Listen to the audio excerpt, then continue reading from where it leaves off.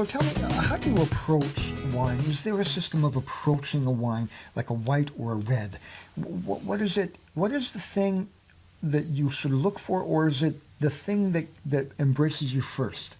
I don't know what you mean. When you smell a wine. Yeah, when I smell it. When you smell it, is there something in all wines that should stand out, or is it more of a personal experience where, my goodness, I'm smelling this and this really affects me like the earth or the spice? Oh, okay. So that becomes a real personal thing, right? You know, a lot of people like real fruity wines, while others like earthy wines.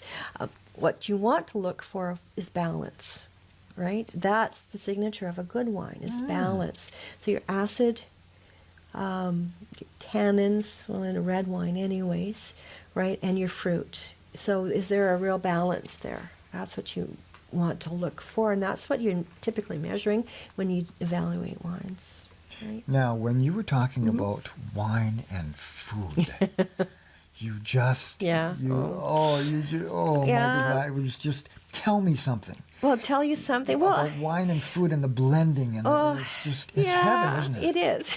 It's heaven on earth.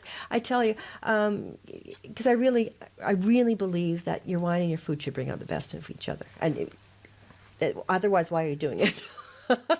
So, for instance, Pinot Noir. Pinot Noir, there are some classic pairings for Pinot Noir, and they've become classic for a reason. Pinot Noir and duck. You know, you've got the earthiness and the richness of duck, right? So you've got, in the Pinot Noir, you've got the earthiness, but you've also got this, typically a higher acid, and so it'll cut through the richness, which is why Pinot Noir is a great wine at turkey dinners, right? Because turkey dinners, at least here where we live in Canada, the turkey dinners are, you've got your turkey, and you've got your ham, and you've got gravy. Oh, I love the gravy. And you've got your stuffing, and you've got cranberry sauce, and maybe you've got some sweet potatoes, and maybe you've got some broccoli and Brussels sprouts. Who doesn't love Brussels sprouts? I love Brussels sprouts. Right? So you've got all that. Hungry now, Kathy. But We're listen, gonna have to go out for lunch. all those flavors. Like, how do I pair a wine to that? So if you take my advice, Pinot Noir, Riesling, and a dry rosé, you're going to have happy palates, okay? Because typically those all have a relatively high acid level, okay? And so when you take those mouths full of richness and goodness, and then you take a sip of wine, you clean your palate, you freshen it up for the next bite, and it's just so good. This is... But also, so you've got duck as a classic pairing with Pinot Noir. Mushroom risotto with Pinot Noir. Yeah, Pinot Noir. One of the things I love about Pinot Noir is its brightness, like its bright cherry flavor, but also its earthiness. So I describe it as forest floor. Forest floor. Forest floor. So you're walking in the woods after it's raining, you get that beautiful smell. I love it, right? Other people think, oh, dirt.